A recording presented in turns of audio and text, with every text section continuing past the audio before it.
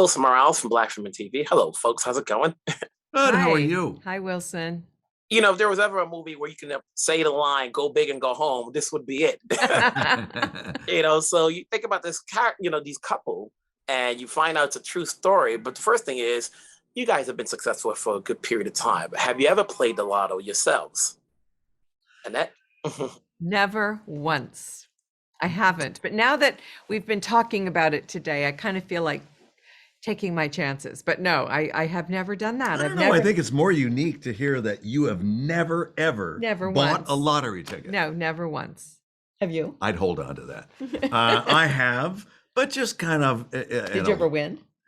Yes, a couple dollars here, a couple dollars, but just enough to put you back in, and it's ridiculous. In most cases, it's, the odds are so way against you that it doesn't really make sense, if you really thought about it. It's an impulse buy, of course. Yeah, it is. At the end of the day, even though people are successful, it's never enough. Whether you're in a store, grocery store, and you hear that the jackpot's nearly $500 million or whatever, and if it's only, and like they said, it's only $1 in a dream, what's the harm? Yeah. What's the harm in playing? Yeah. Now, when you think about these couple, how much research did you do? Obviously, the film takes liberties, and we know that it took 9 years for the amount that they've made, and Right. we don't get 9 years in the movie. But how much research did you went into knowing who this couple was, or are? I don't You know. were very fortunate.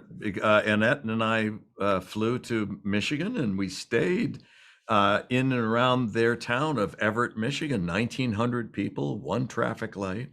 It's a very sweet, quiet town, and got to know Jerry and Marge over the next 4 days.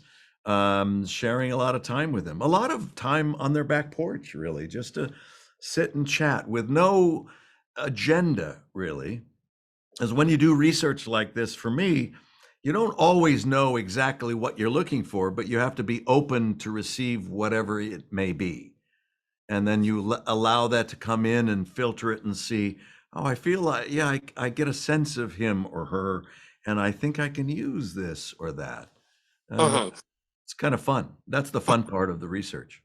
And then for your character, Annette, she seems to be happy in that, Jerry's found something to do besides retirement. Because there's that question: what do you do when you're retired? How do you fulfill your life?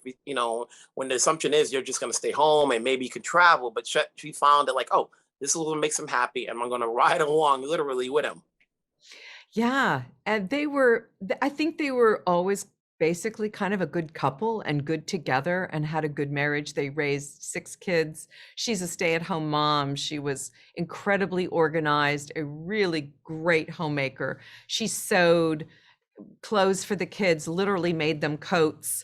At this point in their lives, they were retired, and they really did have fun doing this. And it was a little bit out of character for Marge. They're not big travelers. Even when they ended up with all this money, they didn't end up taking some big crazy trip. No. They really liked being at home. They liked their lives in their town. They go to the same restaurant in the morning.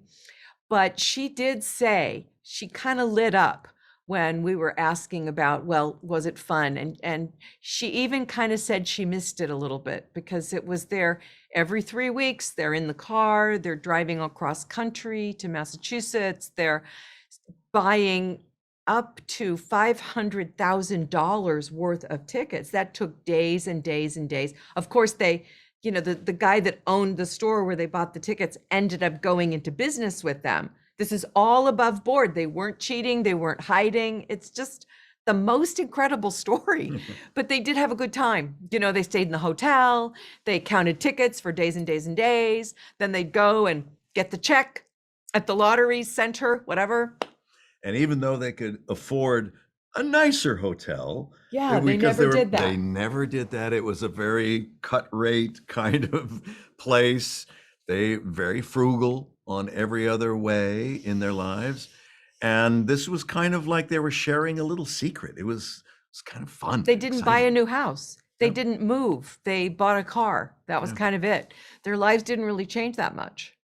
And that's the good thing about it, that it's not always about, winning and buying everything there is, but just staying happy.